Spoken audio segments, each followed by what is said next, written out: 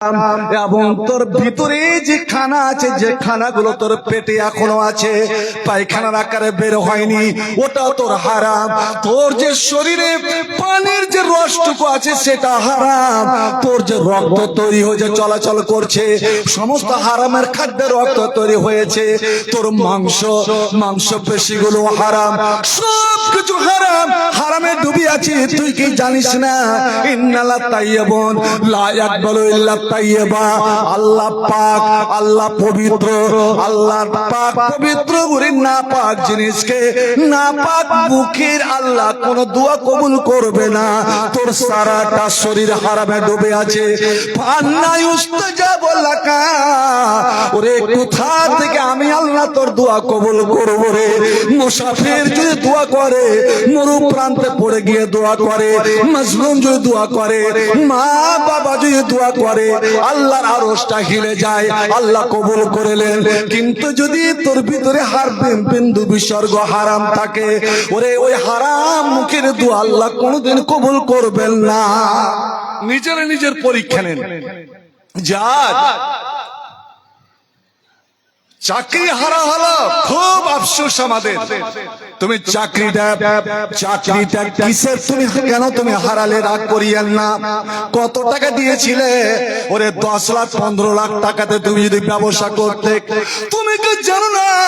আর রাশি ওয়াল মুরতাশি কালাহুমা ফিন্নার, যে ঘুষ দিল আর যে ঘুষ নিল, যে কোনো কাজের জন্য ঘুষ নিল আর ঘুষ দিল, ওদের দুইজনেরই ওই স্থান হলো রসাতলে জাহান্নাম। ওরা দুইজনই যাবে জাহান্নাম। বন্ধু আমি বলছিলাম আগে, আমি যাব না। বন্ধুরে, আজ আমরা এত কান্না করি, আমার আল্লাহ বলেন ওরে তোমরা তোমাদের মেয়ে ছেলেকে মসজিদ যেতে বাধা দিবে না, যেতে দাও, যেতে দাও। আমার নবী বলতেন, ও মেয়ে ছেলেরা তোমরা মসজিদে এসো, নামাজ পড়ো, তবে কতগুলো শর্ত আছে। কি শর্ত? যে তোমরা সাজসজ্জা করে বেশ গোছ গাছ হয়ে,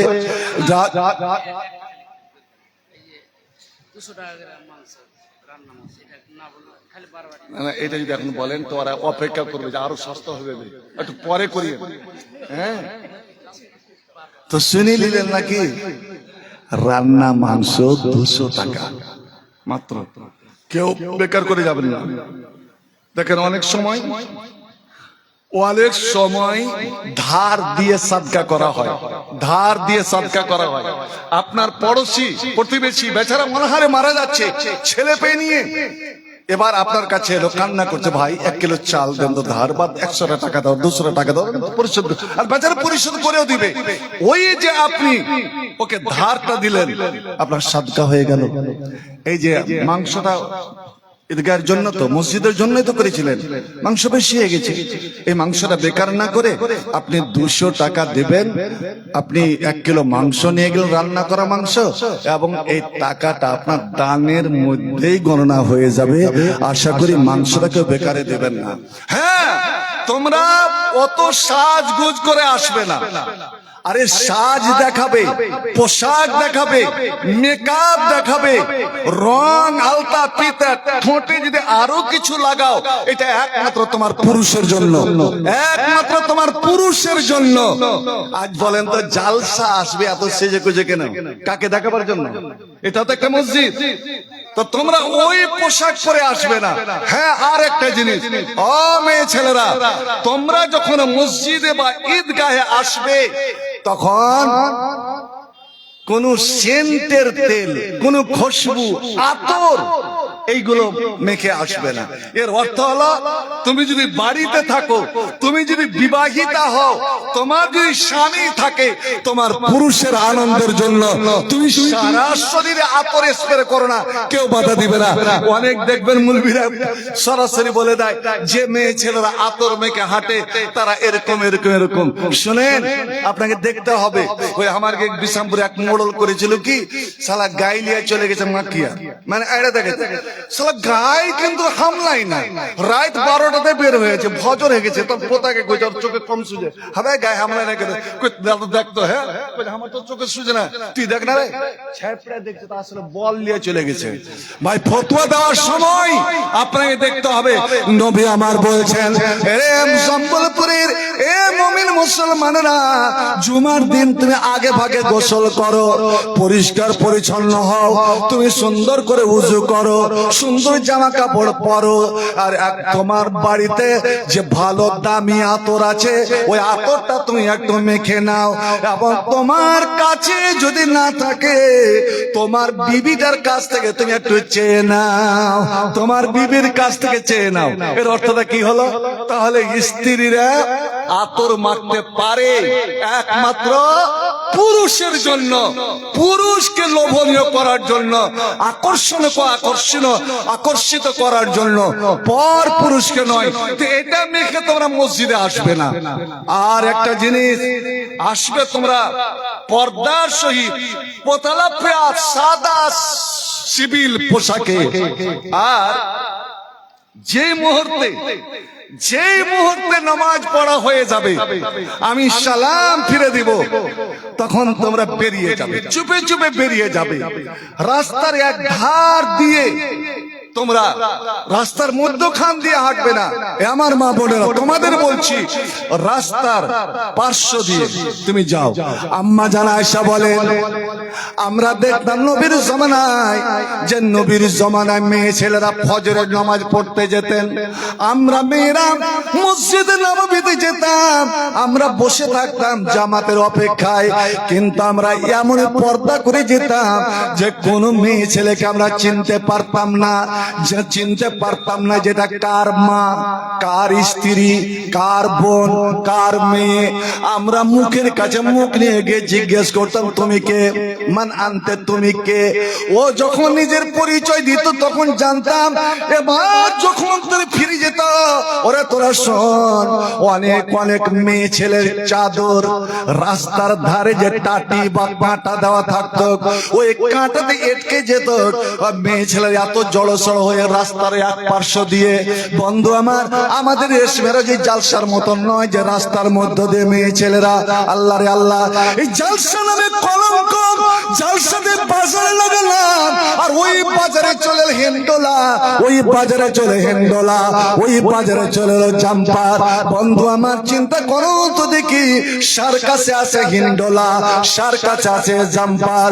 ওরে মেলা লাগে আপনার হিন্দুরকে কোন উৎসবে, কোন পূজা উপলক্ষে।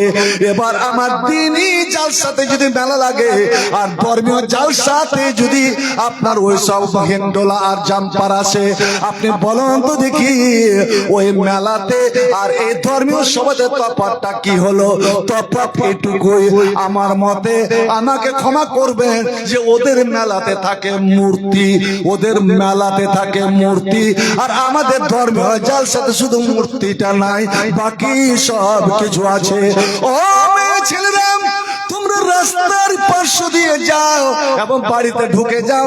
নবী করিম পুরুষদেরকে বলে রাখতেন, লা তাখরুজু, এ পুরুষের দলেরা, এ যুবকের দলেরা, তোমরা মসজিদ থেকে বের হবে না, তোমরা ঈদগাতে বের হবে না, যতক্ষণ পর্যন্ত তোমাদের মায়েরা, তোমাদের বোনেরা, তোমাদের বেটিরা, তোমাদের স্ত্রীরা ওরা নিজের নিজের বাড়িতে ঢুকে না যাবে।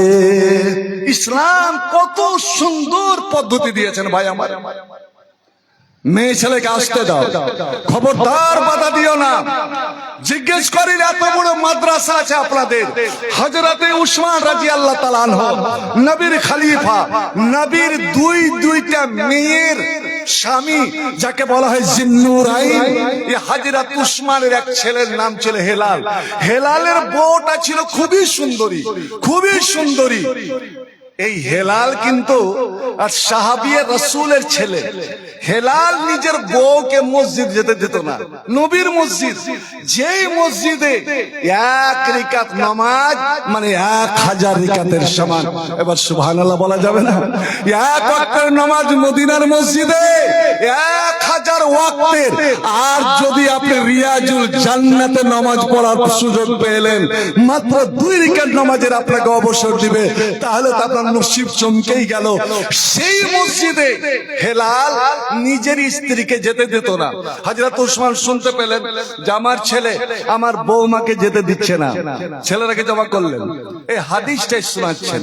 এই হাদিসটা কাল রাসূলুল্লাহ কামনা হ্যাঁ লিয়ে লো হেলাল শব্দটাকে বলছে নবী, কাল রাসূলুল্লাহ সাল্লাল্লাহু আলাইহি সাল্লাম, আমার জানের জান প্রাণের প্রাণ যার জন্য জীবন কুরবান করাটা বড় ভাগ্যের নসিবের ব্যাপার।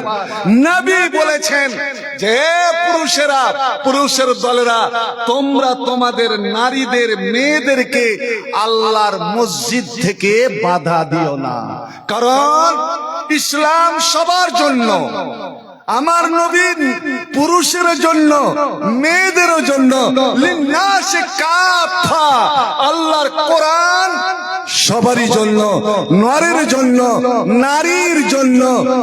শুধু তফাৎ এইটুকু যে পুরুষেরা দাওয়াত তাবলীগ দিবে আর মেয়েরা শ্রোতা হয়ে শুনবে।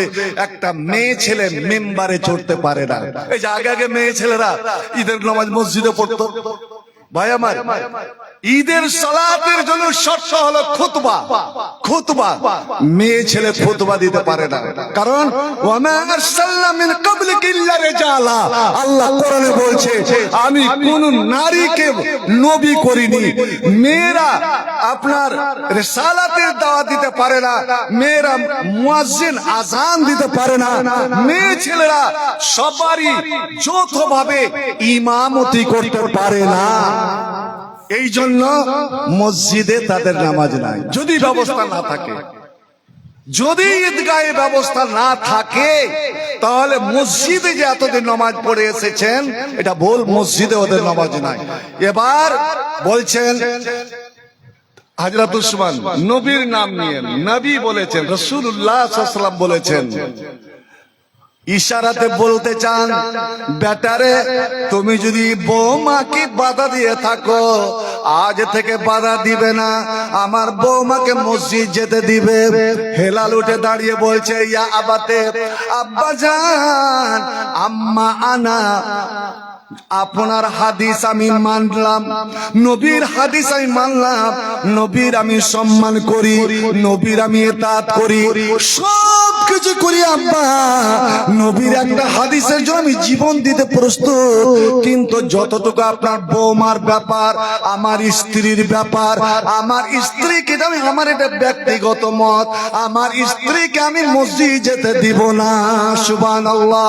বাইরে আমার এ নবীজি বাবারা, তোমার আপনার ছেলে আপনার সঙ্গে, আপনার সামনে শরীয়তের বিরোধিতা করে, আপনি তার সঙ্গে চলাফেরা করেন কিনা?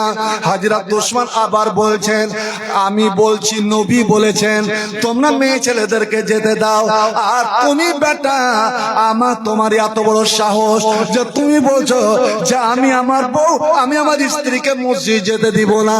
বল এবার কি বলছি?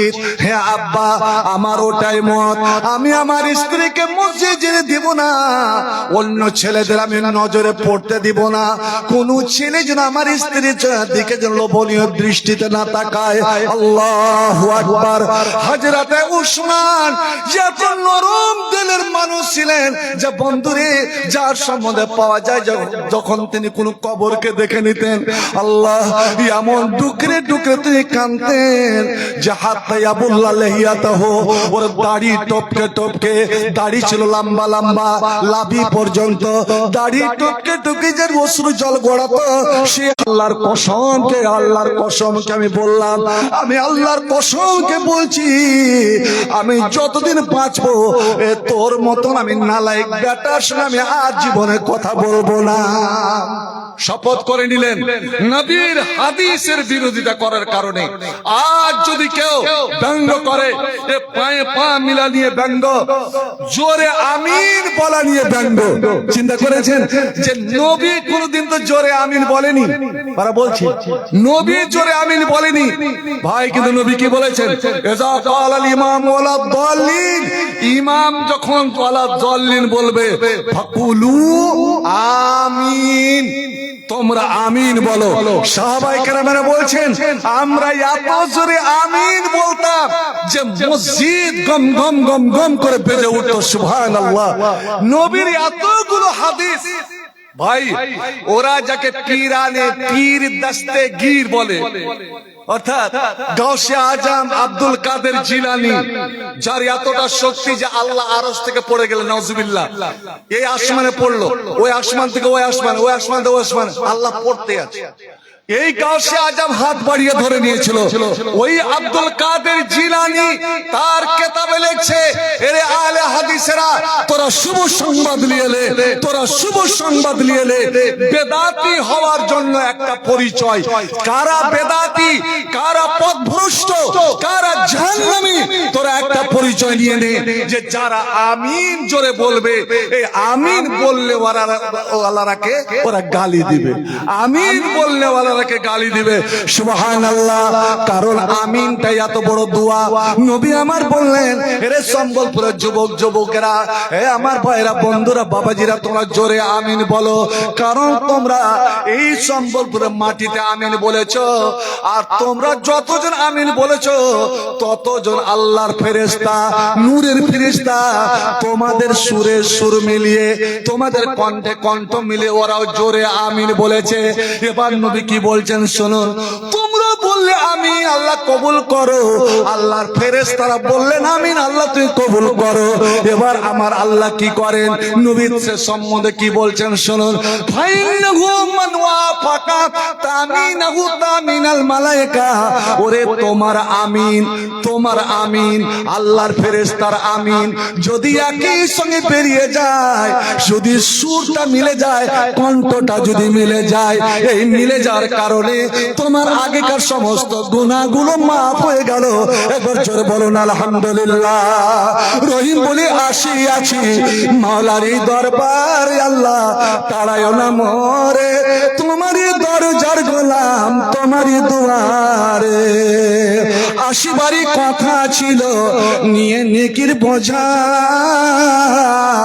ভাগ্য দোষে আসতে হলো নিয়ে পাপের বোঝা। আসামির ওই স্বীকারোক্তি ক্ষমা পাওয়ার পর, আল্লাহ তাড়ায় না মোরে, তোমারই দরজার গোলাম, তোমারই দুয়ারে। জানি আল্লাহ মহাদোষী, জানি আমি মহাপাপী, বড় গুনাহগার, তুমি কিন্তু সবার বড়। আল্লাহু আকবার। জোরে বল আল্লাহু আকবার, আরো জোরে আল্লাহু আকবার। জানি আমি মহাপাপী, বড় গুনাহগার, তুমি কিন্তু সবার বড়। আল্লাহু আকবার। তুমি করিলি ক্ষমা, কে জিজ্ঞাসিবে তোর, আল্লাহ তাড়ায় না মোরে, তোমারই দরজার গোলাম, তোমারই দুয়ারে। বন্ধু উসমান শপথ খেয়ে কসম খেয়ে নিলেন নিজের বেটার ব্যাপারে, বেটারে তুই এত বড় কথা বললি, আমার নবীকে এত বড় কষ্ট দিলি রে।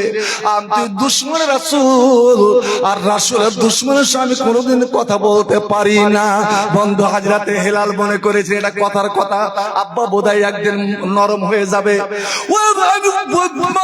বছর যায়, হেলাল মহা চিন্তায় পড়ে গেলেন। বারবার বন্ধু বান্ধবকে সঙ্গে করে আসেন, বাবার হাত ধরা, বাবার কাছে ক্ষমা নেওয়ার চেষ্টা করেন। হযরত ওসমান কাঁদতে কাঁদতে বলেন, ওরে আমার সামনে থেকে সরিয়ে নাও, ও আমার ভুল করেনি, আমার কোনো ক্ষতি করেনি, আমার সঙ্গে তো এসে দুর্ব্যবহার করেনি, ও আমার নবীকে কষ্ট দিয়েছে রে, নবীর একটা হাদিসকে অস্বীকার করেছে, অথচ নবীর নাফরমান, ওকে ক্ষমা চাইতে হলে নবীর কাছে ক্ষমা চাইতে হবে। আর নবী তো দুনিয়াতে নাই, নবী দুনিয়াতে নাই, অতএব আমি নবীর পক্ষ থেকে ক্ষমা করতে পারবো না। বন্ধু আমার, হাজরাতে ওসমান শহীদ হয়ে গেলেন, হাজরাত ওসমান মারা গেলেন। ওলামাদের জিজ্ঞেস করবেন যে নাফরমান ছেলে, ওরে মুনকির হাদিস, যে নবীর একটা হাদিসকে অস্বীকার করেছিল, তার সঙ্গে হাজরাত ওসমান ফালাই না তাকাল্লাম, কোনোদিন জীবনে কথা বলেনি, জীবনে কথা বলেনি। এমনকি ইতিহাস সিরাতে ওসমানে পাওয়া যায়, ওসমান মৃত্যুকালে বলে গিয়েছিলেন, আমি যখন মারা যাব আমি এটা বলিনি যে আমার ছেলে জানাজার জন্য না পড়ে, ও জানাজা পড়বে। কিন্তু শুনে না, যেহেতু আমার নবীর একটা হাদিস অস্বীকার করেছে, আমার নবীর নাফরমান, আমি নবীর আশিক, আমি নবীর গোলাম, ওতে আমার মরা শরীর, আমার মরা দেহ যেন আমার ওই ছেলের স্পর্শ না করে, না ছয়, আমাকে যেন গোসল না দেয়। বন্ধু আমার, ওতে আপনি শুনে নিলেন যে আমার মা বোন মসজিদে যেতে পারে 5 ওয়াক্ত নামাজের জন্য, কিন্তু এটা তার জন্য ফরজ নয়, ফরজ নয়। নবী আমার বললেন, ও মেয়ে ছেলেরা, তোমরা নির্বিঘ্নে মসজিদ আসতে পারো, পুরুষ ইমামের পিছনে, পুরুষ লোকের পিছনে তোমরা নামাজ পড়তে পারো, কিন্তু শুনে নাও, ওয়াল বুয়ুতু খায়রুল লাহুন্না, ওরে বাড়িতে তোমরা যদি 5 ওয়াক্তের নামাজ পড়ো, এই নামাজটা তোমাদের জন্য উত্তম, বেশি ভালো। অর্থাৎ যত পর্দার মধ্যে তোমরা নামাজ পড়বে তত তোমাদের ভালো। এবার ঈদের নামাজে আসুন। আপনারা যদি জিজ্ঞেস করি, আল্লাহ নবী মদিনা গেলেন, দ্বিতীয় হিজরিতে রোজা ফরজ হলো, আর রমজান শেষ হলো, প্রথম ঈদের নামাজ, প্রথম ঈদের নামাজ নবী কোথায় পড়েছিলেন? মসজিদে না মসজিদে নয়, এই নামাজটা হবে বাইরে, এই নামাজটা হবে বাইরে, ফাঁকা মাঠে। এটা মহা দরবারকে কাঁপিয়ে আল্লাহর আরশ, আল্লাহর দরবার ঘেরাও করার জন্য। আল্লাহু আকবার। একদিক দিয়ে পুরুষেরা, একদিক দিয়ে মেয়েরা, যুবতী মেয়েরা, বৃদ্ধা মেয়েরা, সর্বশ্রেণীর মেয়েরা, সর্বশ্রেণীর পুরুষেরা, এমনকি ছোট্ট ছোট্ট ছেলেরাও। এমন নবী বলে দিলেন যে তোমরা এই মিছিল গাইতে গাইতে বের হবে, পুরুষেরা এক রাস্তা দিয়ে আসবে। ধরেন এটা যদি পুরুষদের ঈদগাহ হয়, ধরে নেন কিছুক্ষণের জন্য আপনারা এই রাস্তা দিয়ে এলেন, আমার মা বোনেরা ওই রাস্তা দিয়ে এলো, ওরা মিছিল গাইতে গাইতে, চিল্লা চিল্লা না, গুনগুন গুনগুন করে আল্লাহু আকবার। কিন্তু আপনারা জোরে জোরে পড়বেন, আল্লাহু আকবার, আল্লাহু আকবার, ওয়ালা ইলাহা ইল্লাল্লাহ, আল্লাহু আকবার, আল্লাহু আকবার, ওয়ালিল্লাহিল হামদ। আমার ভাইরা, বন্ধুরা, মা ও বোনেরা, ওরে আল্লাহর কাছে দোয়া শুরু করে দেন নিজের নিজের ভাষায়। হে রাব্বুল আলামিন, আর সম্বলপুরে তোমার বান্দা বান্দিরা যে তাওহীদের গান আমাদের শোনালো, আল্লাহ তুমি এদেরকে ক্ষমা করে দাও। হে রাব্বুল আলামিন, আর কাল কিয়ামতের কোটে রোজে মাশারে আল্লাহ এদের জন্য আমাদের তুই সাক্ষী বানিয়ে নাও। আমরা এদের পক্ষ থেকে সাক্ষী দিব যারা তাওহীদের সৈনিক, তোমার গান পথে জয়রা রাস্তা দিয়ে এলেন। এ পুরুষেরা, এই রাস্তার সমস্ত কিছু একবার তোমাদের জন্য দোয়া করলো, এবার রাস্তা চেঞ্জ করে দাও, তোমার সাক্ষী বেড়ে গেল। এই আমার মায়েরা, বোনেরা, তোমরা ওই রাস্তা দিয়ে এলে, তোমরা তসবিহ পড়তে পড়তে আবার এই রাস্তা দিয়ে গেলে, তোমার তোমাদের সাক্ষী বেড়ে গেল, তোমাদের দোয়া করাই। এসো না মন প্রাণ জুড়াই, এসো না আল্লাহর নামের গান গাই, এসো না মন প্রাণ জুড়াই। আল্লাহু আকবার বলো, আল্লাহু আকবার, আল্লাহু আকবার বলো, আল্লাহু আকবার। এ মধুর নামটি নিলে হৃদয় হাসে, এ মধুর নামে সুখ নেমে আসে। আলা বিযিকরিল্লাহ তাতমাইন্নুল কুলুব। ভাই আমার, একমাত্র মনের শান্তি, মনের শান্তি ওই এক ডালি একটা গ্রাম আছে, আপনারা এখানে পারছে না। এক্ষুনি আমার বন্ধু ডাক্তার মুবারক আমাকে নিয়ে গেছিলেন এক ডালিয়া, ওনার বাবা আব্বা, ওনার 4 ভাই, একজন মিলিটারি, একজন ইঞ্জিনিয়ার, একজন আর উনি ডাক্তার। ওর বাবার সঙ্গে অনেক কথা হলো বেচারা, যে আমরা হানফিকের সাথে থাকতাম, এখন মসজিদ আমরা বানিয়েছি, মানলে এরকম টেনশন। আমি ওকে বললাম টেনশন করিয়েন না, আপনি একটা দোয়া খুব বেশি বেশি করে পড়বেন, খুব বেশি বেশি করে, লা হাওলা। এবার আপনারা পড়ুন তো, লা হাওলা ওয়ালা কুওয়াতা ইল্লা বিল্লাহিল আলিয়্যিল আযীম। নবী বলছেন, আবু মুসা আশআরী তুমি জানো কি, ফাইন্না কানজুম মিন কুনুজিল জান্নাহ, ওরে মানুষ যদি গুপ্তধন পুঁতা টাকা যদি পেয়ে যায় তো আল্লাহরে দেখাবে না, ও বাড়ি ছুটবে। আর এটা হলো আল্লাহর আরশের নিচেকার গুপ্তধন, আল্লাহর আরশের নিচেকার গুপ্তধন।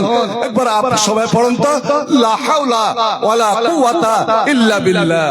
আর আল্লাহ নিজে ডাক দিয়ে বলছেন, আলা বিযিকরিল্লাহ তাতমাইন্নুল কুলুব। এ সম্বলপুরের ছেলেরা মেয়েরা, এ নর নারীরা, ওরে এত টাকা পয়সা ইনকাম করছি তবুও তোর জীবনের শান্তি নাই। আয় শান্তি যদি নিবি তো শান্তির নীড় আমার ঘর মসজিদে ছুটে আয়, শান্তির নীড় তোরা ঈদগাহে ছুটে আয়, আর সদল বলে ছুটে আয়, নর নারী ছুটে আয়, ছোট বড় ছুটে আয়, তাসবিহ তাহলিল জিকির আজকার করতে করতে ছুটে আয়। জনামেতে এ নামে বদর, আল্লাহু আকবার বলো, আল্লাহু আকবার, আল্লাহু আকবার বলো, আল্লাহু আকবার। এ শোনা আল্লাহর নামের গান গায়, এ শোনা মন প্রাণ জুড়ায়। আল্লাহু আকবার বলো, আল্লাহু আকবার, আল্লাহু আকবার বলো, আল্লাহু আকবার। এ মধুর নামটি নিলে এ হৃদয় হাসে, এ মধুর নামে সুখ নেমে আসে, এই নামের তুলনা, এই নামের তুলনা আল্লাহ, এই নাম আল্লাহ নামের তুলনা মিলে না, মিলে না, তুলনা নাই নাই নাই। এ শোনা আল্লাহ নামের গান গায়, এ শোনা মন প্রাণ জুড়ায়। আল্লাহু আকবার বলো, আল্লাহু আকবার, আল্লাহু আকবার বলো, আল্লাহু আকবার। একটু শুনছিলাম, আমাদের যাচ্ছিলাম ওই ওয়াকফের সম্বন্ধে, আপনার ওয়াকফের জমি সম্বন্ধে। আহারে মুসলমানদের সব হারিয়ে দিলে রে। আজ বিক্ষোভ করতে হবে, আন্দোলন করতে হবে ভাই আমার, কিন্তু কোথায় বলেছে, কোন ইসলাম বলেছে যে বিক্ষোভ আন্দোলন করতে গিয়ে তুমি তোড় ফোড় করো, ভাঙচুর করো, সরকারি সম্পত্তি নষ্ট করো, রাস্তা অবরোধ করো, মানুষের ক্ষতি করো? এটা কোন ইসলাম তোমাকে প্রশ্রয় দিয়েছে কি? আহারে আল্লাহ, উহুদের যুদ্ধে নবী বলছেন, আমার তলোয়ার কে আছো, আমার তলোয়ার খানা নিবে, কিন্তু তলোয়ারের হক আদায় করতে হবে। একে একে সব ফিরে গেল। হযরত আবু দুজানা একদম উলঙ্গ শরীর, শুধু গামছার পট্টি বেঁধে আছে, লাল গামছার পট্টি মাথায়। হযরত আবু দুজানা বলছে, আনা ইয়া রাসূলুল্লাহ, হুজুর আমার হাতে দেন। তলোয়ার দিতে দে বলছে, হুজুর আমা হাক্কুহু, এই তলোয়ারের দাবি কি? নবী আমার বললেন, যার উপরে পড়বে এমন ভাবে মারো একই চোপে যেন শেষ, একই আঘাতে যেন শেষ। আর হ্যাঁ শোনো, আজ উহুদের মাঠে এই মুশরিক কাফেরেরা মেয়ে ছেলেকে পুরুষের পোশাক পরিয়ে নিয়ে এসেছে। কতগুলো মেয়ে ছেলে যুদ্ধের ময়দানে পুরুষের পোশাক পরে হেলমেট পরে নেমে গেছে, ওরা নর না নারী চিনতে পারবে না। খবরদার, মুহাম্মদ রাসূলুল্লাহর তলোয়ার যেন কোনো দুশমনের মেয়ে ছেলেকে আঘাত না করে। আমার তলোয়ারের ধারে যেন কোনো দুশমনের মেয়ে ছেলে রক্ত না লাগে। হায় রে ইসলাম, হায় রে শান্তি প্রিয় নবী। আবু দুজানা বুক ফুলিয়ে সিনা টান করে যখন হাঁটতে লেগেছে, নবী বলছেন, এই চাল আল্লাহর খুব অপছন্দ, তবে যুদ্ধের ময়দানে এটা আল্লাহর খুবই পছন্দ এবং নেকিতে গণনা। দেখছে আবু দুজানা যে একটা মুশরিক, একজন কাফের মুসলমানের খুব ক্ষতি করছে, একে মারছে ওকে মারছে। আবু দুজানা নিশান করলো, তোকে আমি ছাড়ছি না। এ মারতে কাটতে গিয়ে ওই মুশরিক কাফের তার উপরে তলোয়ার উঠে নিয়েছে। আল্লাহু আকবার করে মারতে যাবে, আর ও ভয় খেয়ে গিয়ে আইয়া উঠেছে, মাথার হেলমেট পড়ে গেল। আল্লাহু আকবার। আবু দুজানা ভাবছেন, আল্লাহ রে, যাকে এতক্ষণ ধরে আমি খালু মনে করছো না, ই তো খালা। যাকে আমি পুরুষ মনে করছি না, ই তো মেয়ে ছেলে। কে সেটা জানেন? আবু সুফিয়ানের স্ত্রী, মাবিয়ার মা, নবীর শাশুড়ি, উম্মে হাবিবার মা। আল্লাহ তলোয়ার একদম মাথা ছুঁই ছুঁই তলোয়ার রুকে নিলেন। এ হলো ইসলাম, এ হলো ইসলাম। মুসলমান বলুন দেখি, আমার মসজিদ কে কেড়েছে? আমি মসজিদ আগে ছেড়েছি না ওরা আগে মসজিদ কেড়েছে? কই কাবা তো কোনদিন বেদখল হলো না। আর যেই দিন কাবা বেদখল হবে সেই দিন দুনিয়া কিন্তু টিকবে না।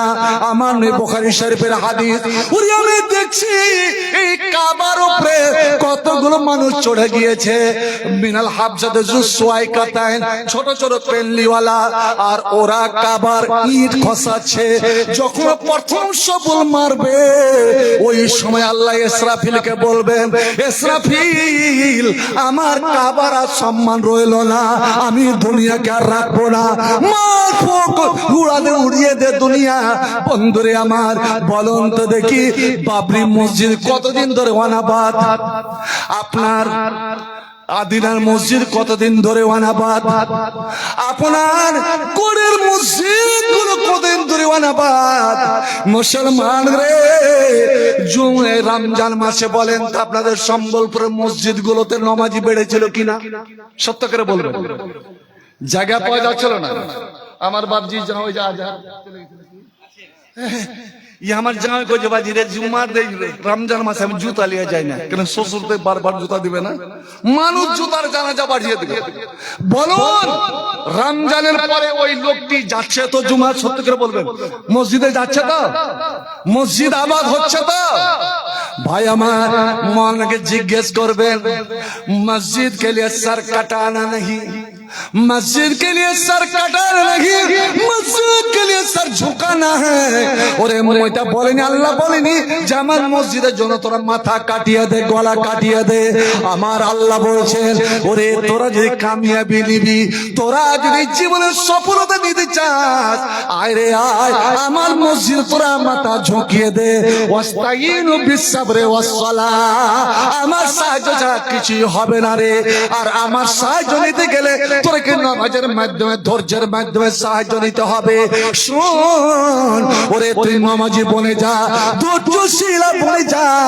আমি আল্লাহ ধৈর্যশালীদের সঙ্গে দেখি তো তোর কে কি ক্ষতি করতে পারে। তোরা আগে আমার দ্বীনের সাহায্য কর, আমার মসজিদকে আঁকড়ে ধর, আমার ঈদগাহকে আঁকড়ে ধর। ইয়ানসুরকুম, আমি আল্লাহ কথা দিচ্ছি আমি তোদের সাহায্য করব। তোরা মসজিদ মুখা হয়ে যা, মসজিদওয়ালা হয়ে যা, আমি আল্লাহ পুরি আমি তোদের হয়ে যাব, তোদের হয়ে যাব রে। আমি আল্লাহ কথা দিচ্ছি, যতই শুভেন্দু হুঙ্কার দেখ না কেন, 2026-এ হয় পাকিস্তান না হয় বাংলাদেশ, আর চ্যাংদলা করে এই মুসলমানদেরকে দেখবো। ওরে এই ভারতের জমিন কারি বাবার জমিন নয়, এই বাংলার জমিন কারি বাবার জমিন নয়। ইন্নাল আরজা লিল্লাহ, জমিন হচ্ছে কার ভাই? জোরে বলো, জমিন হচ্ছে কার? জোরে বলো, আল্লাহর। ইন্নাল আরজা লিল্লাহ, আর আল্লাহ বলছেন এই জমিনের মালিকানি আমি ওকেই দিব যারা আমার দিনদার পরেজগার মুত্তাকি হবে। আগে মুত্তাকি হন, আগে পরেজগার হন।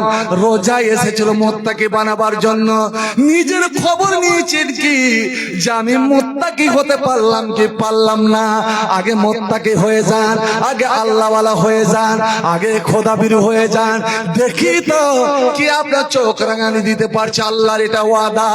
চীন ও আরব হামারা, चीन और अरब हमारा, हिंदुस्तान हमारा, चीन और अरब हमारा, हिंदुस्तान हमारा, मुस्लिम है हम, मुस्लिम है हम, वतन है सारा जहां हमारा।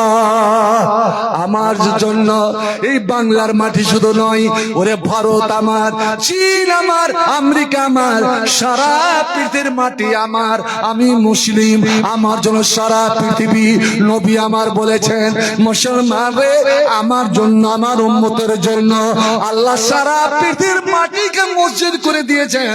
ওয়াজয়লাতিল লিল আরজু মসজিদ ওয়া তুরা, তোমার যেখানে নামাজের টাইম হবে ওখানে তুমি নামাজ পড়ে নাও। বলুন তো বন্ধু, আপনি বাড়িতে নামাজ পড়েন কিন্তু যখন হাটে ঘাটে মাঠে যান তখন নামাজ পড়েন? সত্য করে বলেন। আপনি মালদা যান, মালদা গেলেন, আপনি একজন নামাজি মানুষ, কেন 5 ওয়াক্তের নামাজ কেন কাজা হবে? ওরে মেয়ে ছেলেরা একটা অসুখ আছে, তাদের নাম নিব না। অসুখ আছে, ইংরেজিতে বলছি ব্লিডিং কেস। যদি ব্লিডিং কেস হয় তখন মেয়ে ছেলেদের 3টা সূরাত আছে, তার মধ্যে একটা 2 ওয়াক্তের নামাজকে একসঙ্গে পড়বে। জোহরকে ঢিলা, আসরকে চড়া, মাগরিবকে ঢিলা, এশাকে চড়া এবং ফজর। এ পুরুষ, তুমি কি ব্লিডিং কেসে আক্রান্ত? কেন তোমার 5 ওয়াক্তের নামাজ কাজা হবে? কেন তুমি একসঙ্গে আদায় করবে? যেখানে নামাজের টাইম ওখানে নামাজ পড়ে নাও। আমার নবী বলেন আসরে তোমার সবচেয়ে পবিত্র আমল, আল্লাহকে খুশি করা আমল হচ্ছে আসসালাতু লিওয়াক্তিহা, টাইমের উপরে, ওয়াক্তের উপরে তুমি নামাজ আদায় করো। করেছি কি আমরা? ভাই আজান শুনছি, চায়ের দোকানে বসে আছি, আজান হচ্ছে, চা ঘুরছে। আমার মহল্লা জিজ্ঞেস করুন যে সাহাবাদের পরিচয় কি ছিল, সাহাবাদের পরিচয় কি ছিল? आगिया गर आइन लड़ाई में वक्त नमाज, आ गया अगर आइन लड़ाई में वक्त नमाज, किबला रूहों के जमी पोशुई को में हेजाज। ওরে সাহাবায়ে কেরাম যুদ্ধের ময়দানে বীর বিক্রমে যুদ্ধ চলছে, মুশরিক কাফেরেরা মুসলমানকে সুযোগ দেয় না। আর ওই সময় যদি আজান হয়ে গেল, তলোয়ার ফেলে দিয়ে, শস্ত্র ফেলে দিয়ে, তায়াম্মুম করে নিয়ে কিবলার দিকে মুখ করে ওরে তার নামাজে দাঁড়িয়ে গেল রে আল্লাহর দরবারে, আল্লাহর সাহায্য প্রার্থনায়। সুবহানাল্লাহ সুবহানাল্লাহ। पूछा जाने के फकीर के, अमीर के, गरीब के, बादशाह के, एक ही सब में खड़े हो गए। महमूद आयात, ना कोई बंदरा ना कोई बंदाए नमाज। আল্লাহর রহমত যেমন করেছিল, আল্লাহর রহমত সাহেব বর্ষণ হয়েছিল। এমনকি দাজলান নদী, ভরা নদী তাদের কথা শুনে নিয়েছিল। বন্ধু আমার, কোনো পুল ছিল না, সেতু ছিল না। সাহাবায়ে রাসূলরা কলেমার পতাকা নিয়ে ও পানির উপর দিয়ে তারা ঘোড়া ছুটিয়ে চলে গিয়েছিল। ঘোড়ার খুরটা পর্যন্ত পানিতে ডুবেনি। চাঁদ দাজলান নদীকে জিজ্ঞেস করে সুবহানাল্লাহ, বন্ধু আমার, ওরে সমুদ্র পর্যন্ত আটলান্টিক মহাসাগরে তারা ঘোড়া ফেলে দিয়েছিল রে। আল্লাহ তাদের কথা শুনে নিয়েছিলেন। মুসলমান হযরত উকবা বিন নাফি ২৭,০০০ সেনাবাহিনী নিয়ে মারাকেশের মরুভূমিতে পড়ে গেছে, পানি টানি কিচ্ছুই নাই। সাহাবায়ে রাসূল দরখাস্ত, হুজুর পানি নাই, মারা যাব। আল্লাহ তোমার নবীর পতাকা, তোমার নবীর কলেমা নিয়ে আমরা বের হয়েছি, আল্লাহ কোরআনকে সিনাতে নিয়ে বের হয়েছি, রব্বুল আলামিন মরুভূমিতে আমরা কি মারা যাব? রে সাহাবায়ে রাসূলরা, আমি দোয়া করছি, আমার সঙ্গে তোমরা আমিন বলো। আর যেমনই দোয়া শুরু করেছে, আল্লাহ রে আল্লাহ, এই মাত্র দোয়া শুরু করেছে আর ওই দেখেন হযরত উকবা বিন নাফির ঘোড়া তড়পিতে আরম্ভ করেছে, পিছনের পা এইবার মাটিতে মারতে আরম্ভ করেছে। উকবা বিন নাফি দেখছেন জাল্লাদ দ্বিতীয়বার এত জোরে পা মারলো যে ঘোড়ার হাঁটু পর্যন্ত বালুতে ঢুকে গেল। আর যেমন পা উঠালো, আল্লাহু আকবার, ওরে পানির ফওয়ারা, পানির ঝর্ণা একদম টপ টপ করে বের হতে আরম্ভ করেছে। সুবহানাল্লাহ সুবহানাল্লাহ। সাহাবায়ে কেরামেরা ওরে সবাই পানি পান করলেন, বসে বললেন, এবং ওখানে এখন পর্যন্ত আফ্রিকা চলে যান, মরক্কো চলে যান, এখনো ওই ইনারটা আছে, যদিও পানি নাই কিন্তু স্মৃতি রেখে দিয়েছে। আবারুল ফারাস, আবারুল ফারাস, ওটা ঘোড়ার কুয়া, ঘোড়ার কুয়ো। মুসলমান, আল্লাহ ওদের কথা শুনলেন, আমাদের কথা শুনলেন না কেন? যে নামে ইব্রাহিমের আগুন হলো পানি, টাকার মতো ডাকলে সাড়া দিবেন তিনি রে মন, সাড়া দিবেন তিনি। মুসলমান বলুন তো দেখি, ইব্রাহিম জাতির পিতা, আগুন নমরুদের আগুনে দাও দাও করে জ্বলছে, এখনই আগুনে ফেলবে, পুড়ে শেষ হয়ে যাবে। সবাই জয় ধ্বনি, জয় নমরুদ ডাকছে, লাখো লাখো, কিন্তু ইব্রাহিমের মুখে একটু ভয় পর্যন্ত নাই, কিছুই ডর ভয় নাই। ফেরেশতা জিজ্ঞেস করে, ইব্রাহিম তুমি কি ভয় করো না? কেন ভয় করব? এত বড় আগুন জ্বলছে, তুমি যে শেষ হয়ে যাবে। ইব্রাহিম বলেছিলেন, আগুন আমার মালিক নয়, আমার মালিক তো হচ্ছেন আল্লাহ। জোরে বলো আল্লাহ। ইন্না সালাতি ওয়া নুসুকি ওয়া মাহইয়ায়া ওয়া মামাতি লিল্লাহি রাব্বিল আলামিন। আমার জীবনের মালিক আল্লাহ, আমার মরণের মালিক আল্লাহ, আমার সব কিছুর মালিক আল্লাহ। ওরে আল্লাহ যদি আমার জীবন লিখে থাকে, এই আগুন কিছু আমার করতে পারবে না। আর আল্লাহ যদি আমার মরণ লেগে থাকে, গোটা দুনিয়ার মানুষ আমাকে জীবন দিতে পারবে না। ওই সময় ইব্রাহিমকে ছেড়ে দেওয়া হলো। ওই দেখেন ওপরে গেল, কাঁপতে ইব্রাহিম চলে আসছে, ধায় করলো, চোখের পলকে আগুনে পড়বে, আগুনে পড়তে যাবে। এমন সময় ইব্রাহিমের মুখ দিয়ে এমন একটা দোয়া, এমন একটা নারা, এমন একটা স্লোগান বেরিয়ে গেল, যে আল্লাহ রাব্বুল আলামিনকে এত পছন্দ হলো। আল্লাহ ফেরেশতাদের বলেন, ওরে আমার ফেরেশতা ধরা দেখ রে দেখ, এই মুহূর্তে আমার বন্ধু কি করে আমাকে ডাকে, আমাকে যখন ডেকেছে আমার কি করণীয় হবে। এবার শোন, আল্লাহ রাব্বুল আলামিন, এ মুমিন মুসলমান, ইব্রাহিমের যা সন্তানেরা, ওই দোয়াটা আল্লাহ কোরআনে রেখে দিলেন রে। কারণ আল্লাহ জানেন যে আমার আখির নবীর উম্মতের পায়ে পায়ে দুশমন, পায়ে পায়ে শত্রু, ওরাও যদি এই বিপদে পড়ে আমাকে এইভাবে ডাকে, আমি আল্লাহ তাদের ডাকে সাড়া দেবো, যেভাবে ইব্রাহিমের ডাকে সাড়া দিয়েছিলাম। বলুন তো বন্ধু, ইব্রাহিম আগুনে পড়তে পড়তে কি দোয়াটা বলেছিলেন, যার বিনিময়ে আল্লাহ আগুনকে ফুলের বাগানে পরিণত করে দিয়েছিলেন। একজন বলুন তো দেখি, মুলবি বাদ দিয়ে, কিন্তু মুলবি বাদ দিয়ে বলেন, ইব্রাহিম আগুনে পড়তে পড়তে কি দোয়াটা বলেছিলেন ভাই?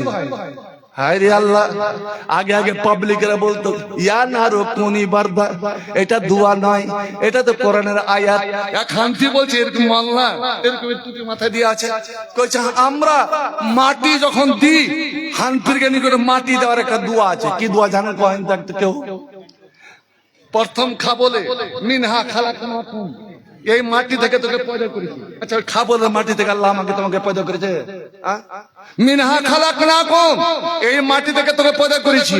আর দ্বিতীয় খাবলে অফিয়া নুইদকুম, এই মাটিতে তোকে নিয়ে যাব। তৃতীয় খাবলে অমিনহা নুখরিজুকুম, আরে এটা তো আল্লাহর, আল্লাহ বলছেন দুয়ার মধ্যে চাহা, দুয়ার মধ্যে কাকুতি মিনতি আকুলি বিকুলি, আর ওরাই উল্টা বলছে আহলে হাদিসরা বেদাত বলছে কোরআনের আয়াত। কোরআনের আয়াতকে বেদাত বলে না, তোর কর্মকাণ্ডকে বেদাত বলছি। তুই মাটি দিবি, তুই বিসমিল্লাহ বলে মাটি দে। যেটা নবী করেনি, নবী বলেনি, ওটাই বেদাত। আর বেদাত হলো শয়তানের আবিষ্কার, আর শয়তানের আবিষ্কার যারা করবে ফিন্নার, ওকে যেতে হবে রসতলে জাহান্নামে। বন্ধু আমার, হযরত ইব্রাহিম কি বলেছিলেন? কি বলেছিলেন?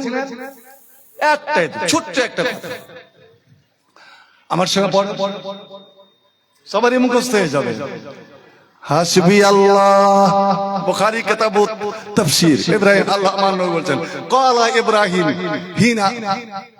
হিনা উলকিয়া ফিন্নার, যখন ইব্রাহিমকে আগুনে ফেলা হলো, তখন ইব্রাহিম এই দোয়াটা বলেছিলেন, হাসবি আল্লাহ, আল্লাহ আমার জন্য যথেষ্ট, আল্লাহ আমার জন্য কাফি। ওরে নমরুদ রে, তুই গোটা বাগদাদের মানুষকে নিয়ে যদি আমাকে জ্বালাতে চাস, আর আমার আল্লাহ যদি আমার হয়ে যায়, আমি কাউরে দেখে ভয় করি না, কাউকে দেখে ডরাই না, আমার একটা চুল বিগড়িবে না, আমার আল্লাহ আমার জন্য যথেষ্ট। জবানে খালি এসে নিকলা হাসবি আল্লাহ।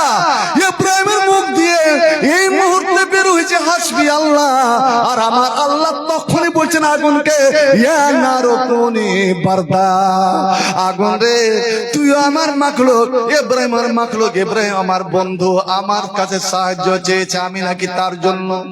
আগুন আমি আদেশ করছি তুই ঠান্ডা হয়ে যা, তুই শীতল হয়ে যা, আমার ইব্রাহিমের একটা চুল পরিমাণ তুই ক্ষতি করতে পারবি না। সুবহানাল্লাহ সুবহানাল্লাহ। যে নামেতে ইব্রাহিমের আগুন হলো পানি, ডাকার মতন ডাকলে আজ সাড়া দিবেন তিনি রে মন, সাড়া দিবেন তিনি। এই যে নামেতে হতাশার জ্বালা গলিতে পর, এই নামের মালা, এই নামের তুলনা হবে না হবে না, এই নামের তুলনা হবে না হবে না, তুলনা নাই নাই নাই। এ শোনা আল্লাহর নামের গান গায়, এ শোনা মন প্রাণ জুড়াই। আল্লাহু আকবার বলো, আল্লাহু আকবার, আল্লাহু আকবার বলো, আল্লাহু আকবার। শুধু টাকা বারবার দেখাচ্ছে, আমি একটা কথা 3 মিনিট, একটু অনুমতি, খালি 3 মিনিট চাইছি। যে ঈদের দিন নবী উম্মে আতিয়াকে, মদিনা একজন খুব গণ্যমান্য মেয়ে, বুদ্ধিমতী মেয়ে, উম্মে আতিয়াকে বলে, আমি আতিয়া তুমি বাড়ি বাড়ি যাও, প্রত্যেক মেয়ে ছেলেকে, সে বুড়ি হোক, দাদি হোক, নানি হোক, পতিন হোক, লাতিন হোক, বউ হোক, শাশুড়ি হোক, সে নাবালিকা হোক বা সাবালিকা হোক, এমন কি হযরত উম্মে আতিয়া বলছেন, ওয়া নুখরুজুল হাইয়াজা, যারা মাসিক অবস্থাতে, ঋতু অবস্থাতে নামাজ পাবে না, ওই মেয়েদেরকেও আদেশ করা হলো তোমরা গোসল করে পরিষ্কার পরিচ্ছন্ন হয়ে বেরিয়ে যাও। ওরা তো নামাজ পাবে না, তোমরা তাসবিহ, তাহলিল, জিকির, আজকার সব করবে, সব করবে। অনেক মা বোন আছে মশলা না জানার কারণে যখন ওরা মাসিক অবস্থাতে থাকে তখন কোনো দোয়া দুরুজ করবে না। কোন মেয়ে ছেলে আমাকে ফতোয়া জিজ্ঞেস করছে মোবাইলে, আমি বলি আচ্ছা পেশাব পায়খানা যাবে তো দোয়াটা পড়বে না? সেটাই তো শুনেছি, তো খাইতে বসলে তো বিসমিল্লাহ বলবে না? সব করবে, শুধু নামাজ, স্বামী এসে মিলেমিশে না। যাও তোমরা চলো, আমরা মেয়েরা বের হলাম। আমি নবীকে জিজ্ঞেস করলাম, ইয়া রাসূলুল্লাহ, আমাদের সম্বলপুরে এমন কতগুলো বাড়ি আছে, কতগুলো এত অভাবী, এত গরিব, যে ওই বাড়ির মেয়ে ছেলেদের বোরকা বা চাদর নাই, তো কি করে আমরা যাই? নবী বললেন, নিজের যদি চাদর না থাকে, ওর চাচি, ওর ফুফু, ওর খালা, ওর বড় বোন, ছোট বোন, মা, যার কাছে হোক চাদর চেয়ে নে। যদি চেহারা না পায় তো ওদের অন্য মেয়ে ছেলের বড় চাদরের ভিতরে ঢুকে যাবে, ওইভাবে যেতে হবে, কিন্তু বাড়িতে থাকার আমি অনুমতি দিলাম না। এত বড় করাদ। চলো জিকির আজকার, যতক্ষণ নামাজ আরম্ভ না হবে তোমরা তাসবিহ, তাহলিল, জিকির, আজকার করতে থাকো, দুয়াতে শরীক হও। এবার যখন নামাজ শুরু হবে, ফালিয়াতাজিলনা, ওই মেয়ে ছেলেরা যারা নামাজ পায় না, মাসিক অবস্থাতে আছে, তারা আলাদা হয়ে যাবে, একটু দূরে সরে যাবে, ওরা গোছে বসে যাবে। এবার যখন 2 রাকাত নামাজ শেষ হয়ে গেল, নামাজ শেষে ইমাম খুতবা দিবে। এই খুতবাটা খুব দামি খুতবা, মূল্যবান খুতবা। যদি ঈদুল